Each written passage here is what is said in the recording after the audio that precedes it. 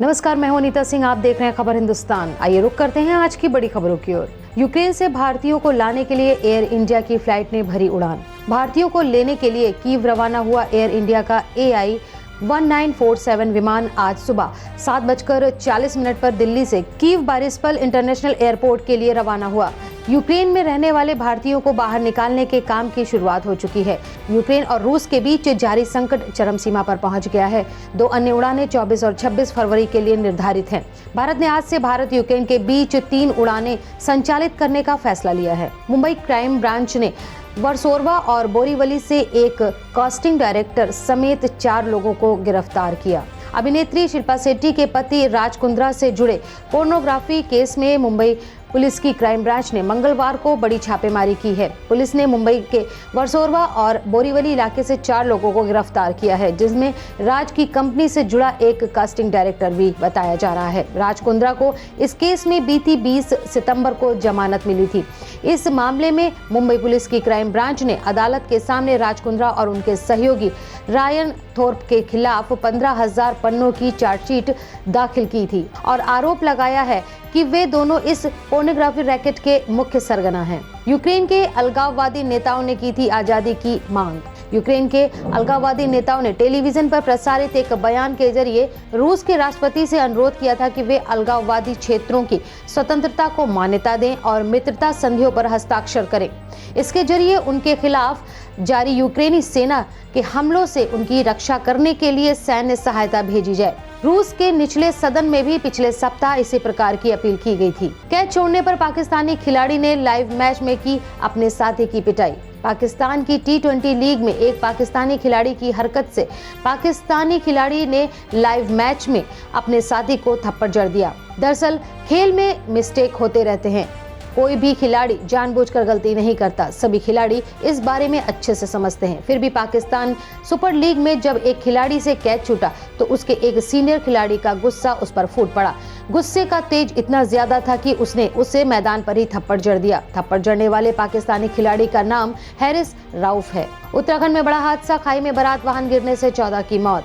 उत्तराखंड में सोमवार रात बड़ा हादसा हुआ। टनकपुर चंपावत हाईवे से जुड़ी रोड पर मैक्स में सवार 16 से 14 लोगों की मौत हो गई। गंभीर रूप से घायल चालक तथा एक अन्य व्यक्ति को उपचार के लिए जिला अस्पताल लाया गया है। दुर्घटना बुड़ुम से लगभग 3 किलोमीटर आगे हुई बताई जा रही है। हादसे के बाद शव पूरी तरह से क्षतिग्रस्त हैं, जिससे उनकी पहचान नहीं हो पा रही है। अभी तक 2 की पहचान हो पाई है, जिनमें से एक राम प्रकाश तथा दूसरा त्रिलोकी राम है। लखनऊ में 87 कंपनी अर्धसैनिक बल और करीब 15,000 पुलिसकर्मी कराएंगे मतदान। 9 विधानसभा क्षेत्र में निष्पक्ष एवं शांतिपूर्ण ढंग से 23 फरवरी को मतदान कराने के लिए चुनाव आयोग के निर्देश पर पुलिस कमिश्नर DK ठाकुर और जिलाधिकारी अभिषेक प्रकाश ने सारे इंतजाम कर लिए हैं। मतदान के दौरान सभी पोलिंग स्टेशनों पर कड़ी सुरक्षा व्यवस्था रहेगी।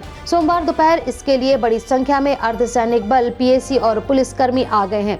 शहर में कुल 3,438 मतदेय स्थल हैं और 1,103 केंद्र हैं। इनमें से 134 क्रिटिकल और 125 वल्नरेबल हैं।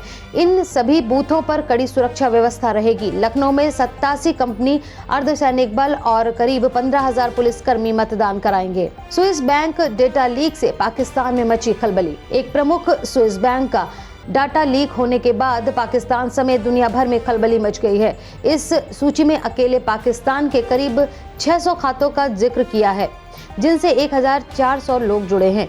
सबसे प्रमुख नाम पूर्व खुफिया प्रमुख जनरल अख्तर अब्दुल रहमान का है। अफगानिस्तान में सोवियत संघ के दखल के खिलाफ मुजाहिदीन का नेटवर्क खड़ा करने वाले खान पाकिस्तान के पूर्व तानाशाह जनरल जिया-उल हक के करीबी थे। पश्चिम विक्षोभ के चलते कई राज्यों में बारिश का अलर्ट। उत्तर भारत में एक बार फिर मौसम बदलने के आसार हैं। भारतीय मौसम विज्ञान विभाग के मुताबिक चक्रवर्ती हवाओं का क्षेत्र दक्षिण पूर्वी बंगाल की खाड़ी और उससे सटे अंडमान सागर के ऊपर बना हुआ है, जिससे अगले 24 घंटों के दौरान अरुणाचल प्रदेश में हल्की बारिश और बर्फबारी की संभावना है।